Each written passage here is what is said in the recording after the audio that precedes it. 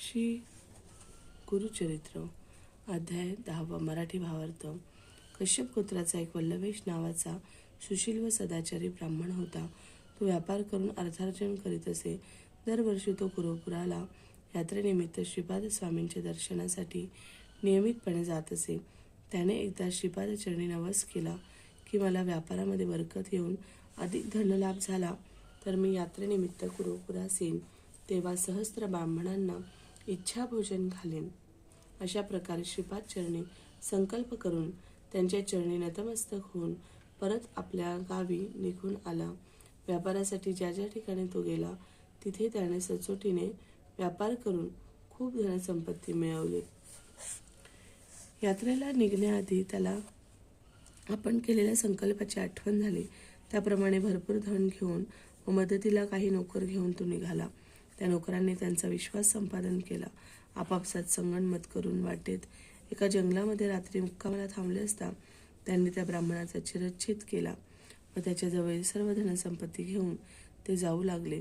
इतक्यात कुरुपूर निवासी श्रीपाद स्वामी एका जटाधारी साधूच्या वेशात हातात त्रिशूळ व खड्ग घेऊन प्रकट झाले व त्यांनी त्या चोरांना मारण्यास सुरुवात केली। त्यातील एका नोकरास ब्राह्मणाचा वध झाल्याचे पाहून खूप वाईट वाटले।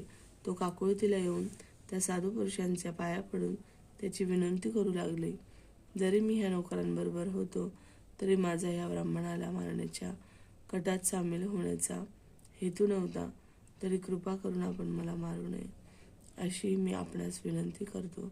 स्वामींनी त्या नोकराला जीवनदान दिले व ब्राह्मणाला अंगावर विभूती प्रोक्षण करून त्यांना पुन्हा जिवंत केले। तसेच तो ब्राह्मण शुद्धीवर येईपर्यंत त्याची व त्याच्या संपत्तीचे रक्षण करण्यास त्या नोकरास सांगून ते अदृश्य झाले। हा सर्व प्रसंग पाहून नोकर विस्मयचकित झाला। ब्राह्मण शुद्धीवर येईपर्यंत तिथे बसून राहिला। थोड्या वेळाने सूर्योदय झाला तेव्हा त्याने ब्राह्मणास हलवून व त्याच्या तोंडावर पाणी शिंपडून त्याला शुद्धीवर आणले। ब्राह्मणाला ते नोकर मेलेले पाहून अचंबा वाटला। त्याच्याजवळ असलेल्या नोकराने घडलेला सर्व प्रसंग सांगितला व धनसंपत्ती त्याने ब्राह्मणाच्या स्वाधीन केली। ब्राह्मण त्या नोकराबरोबर कुरुपुरास आला। तिथे श्रीपाद स्वामींच्या पादुकांचे यथासांग पूजन केले।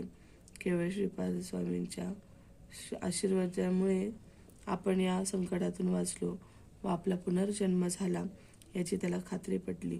नोकराच्या मदतीने त्याने सहस्त्र ब्राह्मणांना इच्छाभोजन घालून आपला संकल्प पूर्ण केला। त्या नोकरास थोडे धन बक्षीस देऊन त्याचे बरोबर तो आपल्या गावी परत आला।